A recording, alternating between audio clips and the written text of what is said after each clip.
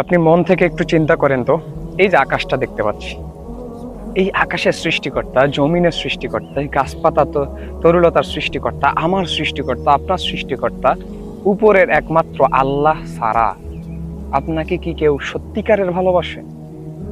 আপনি একটু রিয়েলাইজ করেন, অনুভব করেন, আপনি একটা মিনিট জাস্ট বসেন, চিন্তা করেন যে আমার আল্লাহ ছাড়া কি আমাকে কেউ ভালোবাসে?